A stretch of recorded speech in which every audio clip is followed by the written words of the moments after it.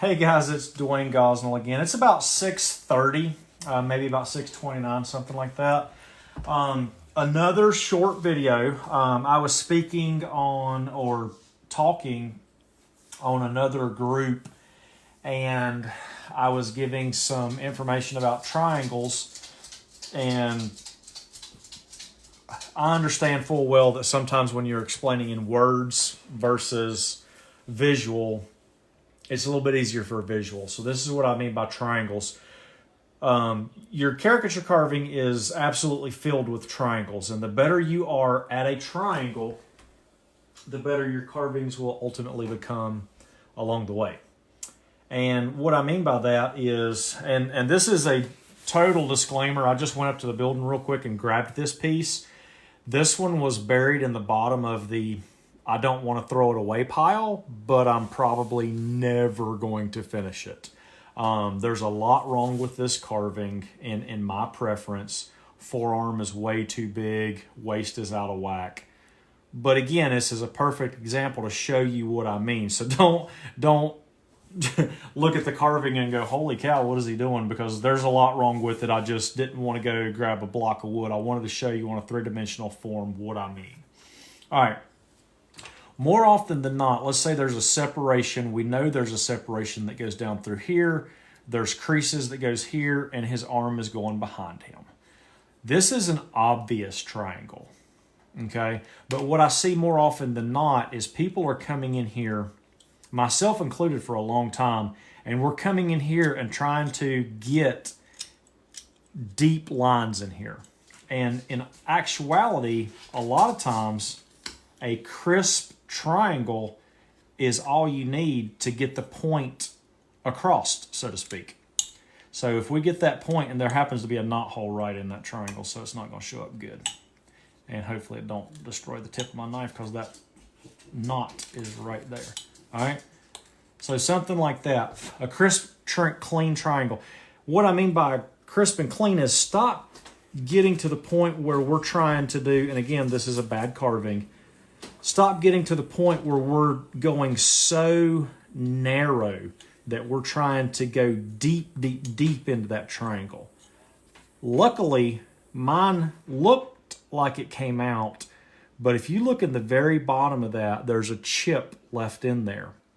So my brain tells me I've got to cut again and cut again and cut again, okay? You can cut something too many times. Because when you start cutting in there and missing your mark, you start getting all these fibers and cut lines down into a crisp, clean spot. So practice on triangles and practice on opening that triangle up. If you've got a piece that's stuck down in there, instead of attacking it at the same direction, come out a little wider, open that triangle up just a little bit within the plane that you're working on. And when you make that cut, hopefully it comes out like so. So now we've opened that triangle up. Same way here, there's a triangle. Anywhere 2 points meet, we put a triangle. So instead of trying to dig through, because if I don't want this arm to have a hole through it, I want a wide triangle to give the illusion,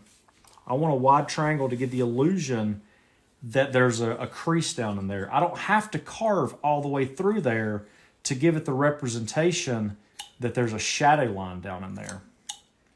The other thing too is don't get in the habit of changing the arc of the triangle. And what I mean by that is I don't have to come way out here to cut that final cut. If the back is going this way, that's the angle you want to go in with that triangle. If the arm is going here, go in with that angle of the arm. If the arm is going this way, go in with the angle. Don't put a weird triangle or the tip of your knife and you're just digging through there. Put that triangle and follow the angles. Same way here. This is nothing more than an inverted triangle. If I was not going to separate these legs, I would have a triangle here, following the shape of the leg, and then following the shape of this other leg, a triangle down in there. And if you notice, I missed it, so I'm going to open it up a little wider, and readdress it, and then it comes out. Don't dig and pick down in those triangle spots. There's another good triangle in the corners of your eyes.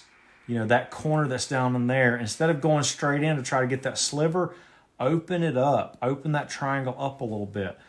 Beside of the nose, same way. We don't want to go down here and cut slivers into there. Open it up and treat this like the top of a triangle. So we're coming in here. We're coming in the side of the nose. And then we're coming up on that mustache. And part of it popped out already. But triangles. They're triangles. The more you start looking bottom of the nose where we're separating this mustache, there's going to be a triangle. You know, it took me a long time to realize, hey, I didn't want to be a chip carver. But even though I'm not a chip carver, the more proficient you get with cutting clean triangles, the crisper all of your shapes are going to start popping out. If this can is over here, like let's say the bottom of the can is coming right here in our finger. So we're coming in on the bottom of the can, okay? We're going to come in on the bottom of the fingers, and then we're going to take that triangle cut out of there. And when it pops out clean, you've got a nice separation of the bottom of the can. But if we're going in here and just digging and poking at that, it's always going to be problematic because it's very hard to hit that same cut line each and every time. I know we didn't talk about it a whole lot, but a triangle, there's only 3 points of topic. And there was a joke in there somewhere. But focus on opening your triangles up a little bit. Put your triangles in the same planes. Don't try to change the triangle in there.